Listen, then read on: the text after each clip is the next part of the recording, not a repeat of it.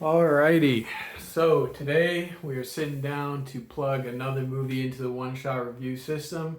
And the movie that I watched today on Tubi with commercials was The Nun. And you might be asking yourself, why did I subject myself to The Nun after everybody has crapped on it and its sequel multiple times? And I would just say that because I just felt like I wanted to watch the movie and see for myself. And on top of that, I have seen just about every movie that's out of the AMC right now except for The Nun 2.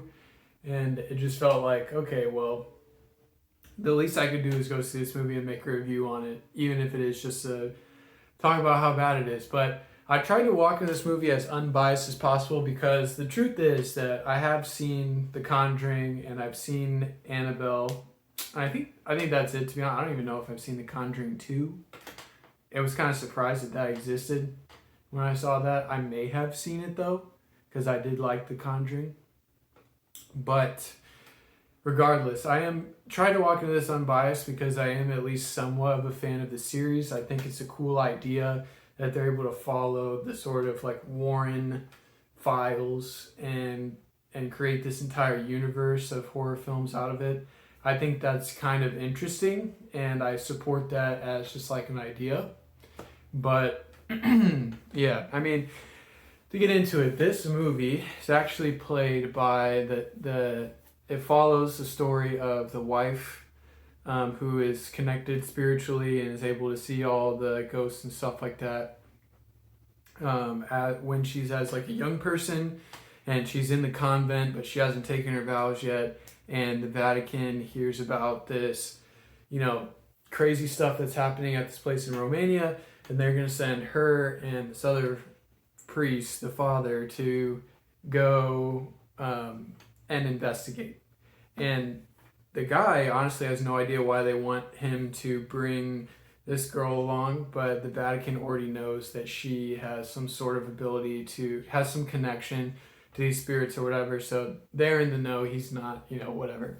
But then, they go to Romania and they check out and they find out that the place that they're going to, a nun has hung herself, and that's like the ultimate sin, so it's very questionable activities going on here.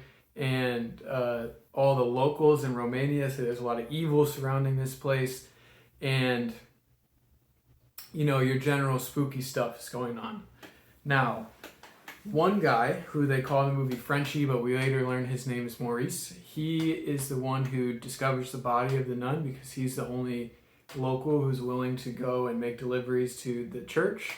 And as far as we know, there's still nuns inside the church who are practicing, and we later find out that this place was the site of, during the Dark Ages, some very demonic worship, and somebody had tried to open a portal to the real world via hell, via some sacrifices, and at the very last moment, the church was able to send crusaders in to put a stop to everything, and they used a relic that contained the blood of Jesus Christ in order to seal the portal.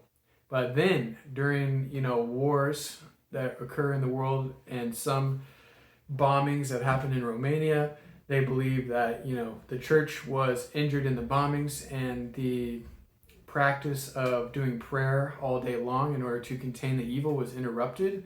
And they believe that, this window of time and the bombings themselves allowed for the portal to reopen.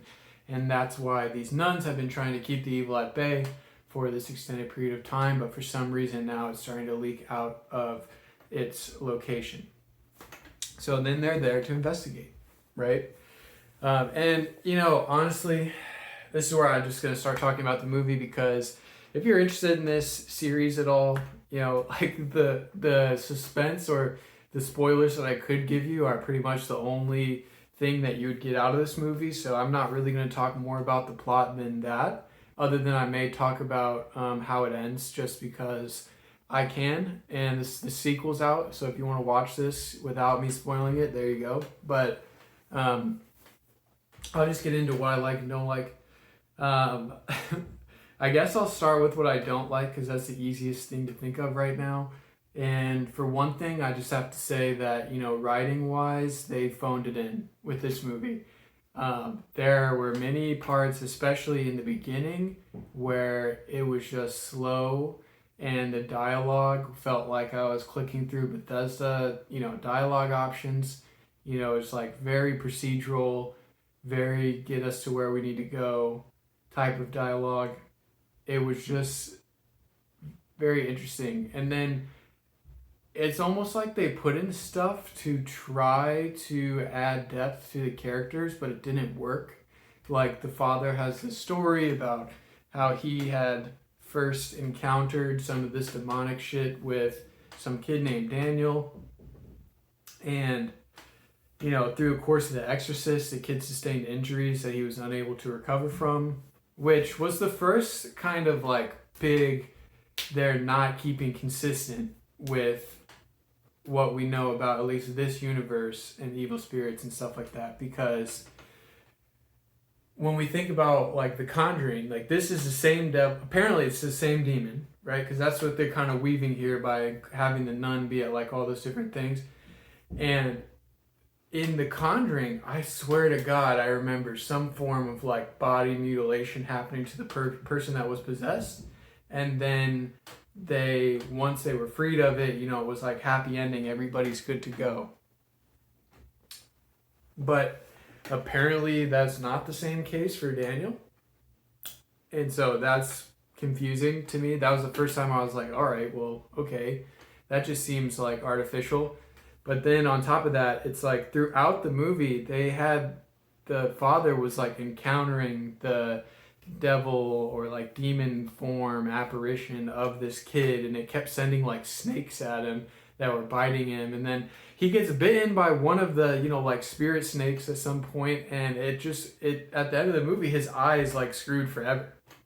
Just like it's not consistent with what we know about happens in this universe. So it's just like, okay, but even to put that aside though, it's like that story about the kid is so brief and it doesn't really have any weight to it other than like, oh, I did this Exorcist once and it didn't work out, and it made me sad, but anyway, I'm what the church calls a miracle finder or whatever. And it's just like, who is this guy? Why are we here with him? And they don't really do enough to establish him as a real character. Similarly with this other sidekick character named Frenchie, it's like, and who we later find out his name is Maurice. And it's like, this guy is in the story and all of his lines are, you cannot let a guy that has a voice like that deliver those lines in that way.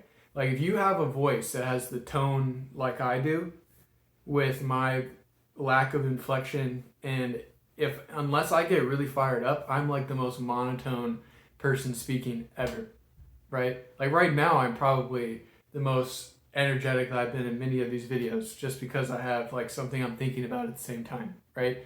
But like in this movie, he has something similar to me like that, but he doesn't try to break out of that. So most of his lines are delivered like, and then this happened, and then that, and then this. And it's just, and like I'm still ragging on the writing here. That problem becomes such a problem when they try to like marvelize this movie, and it's like the writing, the script had like little snarky lines in, which is like, I'm already annoyed that a movie like this is trying to have snarky quips, because it's like, stop pandering to this imaginary mainstream audience that doesn't exist for like literally a horror film. It's not a Marvel movie. So there's this one line where it's like, I think this would be time for a prayer. And the father's like, oh, well, there's a time for prayer and there's a time for action. Right now it's for action. And then he's like, I think a prayer would still be pretty good. He doesn't even deliver it like I just did now. He delivers it like, I think a prayer would be good. It's just like, dude, what are we doing? Okay, is this a movie or are we just phoning it in, And anyway, it's almost like they wrote those quips in like it was going to be a more lighthearted movie, but then when it got into the editing room and they started working with the score and the way that they were going to transition between scenes, they just threw that idea out altogether, but they kept in the dialogue. And so it just is like, it's a mismatch, and it just feels weird. And then on another thing on top of that is like, apparently now the zombies, apparently now the devil, the demons, they are able to show up as ghosts, but also zombies now too, which are able to be killed with shotguns and shovels and all sorts of other shit. It's just like very inconsistent. And, you know, James Wan, my guy, apparently you're prolific in this horror film thing because I see your name attached to everything. So stop being that way and focus on 1 or 2 movies and make them at least worth your time. But maybe it's like a James Patterson situation where you see 2 names and, you know, he's really just there advising, but it's like, dude, it was not good, okay? It was inconsistent to the point where it broke the veil. It revealed itself. You know what I mean? So, and then let's not even try to think about the angle where like now we're inserting into this same universe that was only interesting in the beginning. Like The Conjuring is very interesting as a movie because it seems like it's like based on a true story. These people are saying this happened in real life. There's historical documentation of it. It's interesting because of that. Now you're going to insert this stuff about dudes sacrificing stuff to open a portal to hell and the Crusaders came in and saved the day with the blood of Jesus Christ. Like, what are we doing? What are we doing? It's just confusing. So, with that being said, what did I...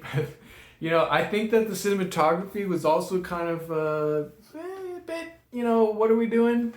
And maybe we had a lot of shots where we just got lazy with the camera and we're just like, hey, we're just going to do a wide shot and we're going to let everybody just, you know, video game, cutscene, subtitle, you know, dialogue shit where, what are we doing? You know, I'm just going to keep saying that. What are we doing? So anyway, it's like, it's just sad. I don't know. Maybe they just know they'll make enough money on it, so they don't care. But regardless, what are things I like about the movie? Again, I like the concept of building a universe of connected horror stories through this like Warren family thing. That's a cool idea. And in execution, it's like you just didn't reach it. You didn't give it the amount of energy, time, money, patience, whatever it would have taken to fully realize that goal in a way that didn't just like cut the balls off of every other movie that's going to come after this one. And, you know, maybe that's basically what's happening with Nun 2, which I haven't seen yet, but I know that people do not like, where it's like maybe because this movie's bad, you now have to work off of the groundwork that this movie lays and then, you know, move forward from there. So, and then, you know, it makes another horror movie sin. I know, I'm supposed to be talking about things I like. Okay. I think that it was nice that they're able to use that lady's daughter or whatever to play her as a young person. I think that actually worked out really well because of how similar she looks. Again, opening the door to the ability to have really done a home run with this entire series of stuff, and it's just like they didn't care. So, you know, I'll just say, you know, at the end of the day, the movie was promising as a concept, but inconsistent and fell short in execution. And so, with that being said, all right, I'm going to talk about it anyway. So here's another horror movie sin they kind of do. Is like, you cannot have this movie where people are dying left and right, which we later find out they've all already been dead. But you can't have people dying left and right and then have somebody get possessed, the demon gets pushed out, but it exists in this corporeal realm for the time being, and then it grabs a dude by the neck and chokes him out and throws him to the side. He needs to be dead. He needs to be dead. And then later it's like, oh, okay, well, he's not dead because... But he should be dead. Because if you make it so that he can go in and save her at the very end, like, now everybody I see die is no longer dead. They're maybe dead. And then when you have this demon that can literally pick somebody up by its neck and whatever, why would it leave them in a state where they're still alive? Like, how many horror movies have I watched this month where the demon just comes up and that's it? You know what I mean? Why wouldn't they do that? Let alone the Daniel thing hopped on the father's back, and you know, same thing. Could have done that, could have not. It's a freaking snake. Anyway, you get my point. You know, it's like having deaths that aren't real in a thing like One Piece is allowable because they've never been real. But having deaths that are not real in a horror movie where the only fear is in the stakes of this person could die and their soul gets taken to the devil, it's like, you cannot violate that sin, okay? So with that being said, I'm plugging it into the 5-point system, and it's going to get a strong 2. Strong 2 to a light 3, because there are very many movies that are worse than this movie. Just on the basis of, like, you know, the movie was done poorly. And this movie was at least like a genuine attempt, it seems. But then somewhere along the way, they got lazy, maybe. Or they didn't take the time to write it because they made this movie in like 2018. Or no, I think this was even later than that, maybe like 2019. And yet this next movie came out now, and you got to factor COVID in and that and all that. But just, it's a strong 2 to a light 3.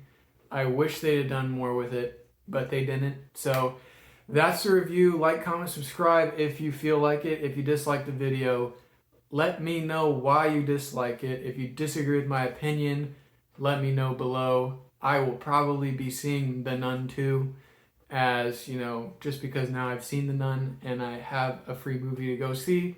So look forward to that in the future, I guess, where I will get just as riled up about how stupid that movie probably is. But with that being said, that's the review. Strong 2 to a light 3. I will catch you guys on the next one.